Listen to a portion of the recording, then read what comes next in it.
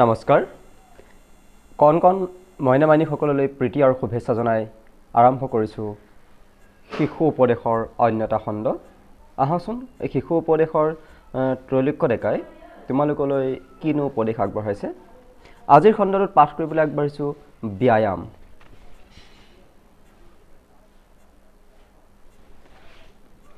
ত্ৰৈলোক্য ডেকাই লিখিছে, শৰীৰ চৰ্চা বা শাৰীৰিক কচৰত অতি পুৰণি কালৰ পৰাই প্ৰচলিত।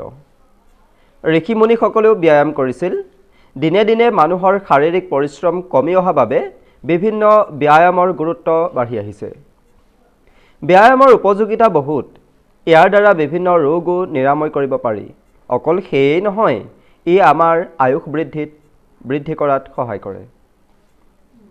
ব্যায়াম তোমালোকৰ বাবে বৰ উপযোগী। ব্যায়ামে শৰীৰ নিৰোগী কৰি ৰখাত সহায় কৰে।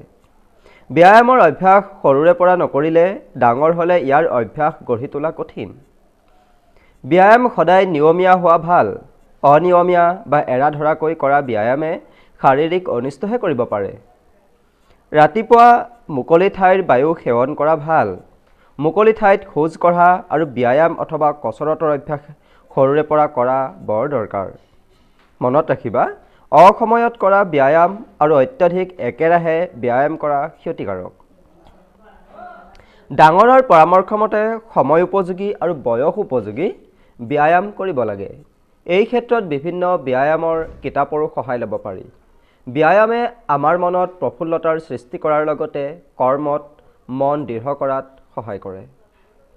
মৰমৰ মইনামাইনীসকল, আজি শিশু উপদেশৰ খণ্ডটি আছিল ইমানেই। অহা কাইলৈ তোমালোকৰ ওচৰলৈ লৈ আহিম পৰিষ্কাৰ পৰিচ্ছন্নতা।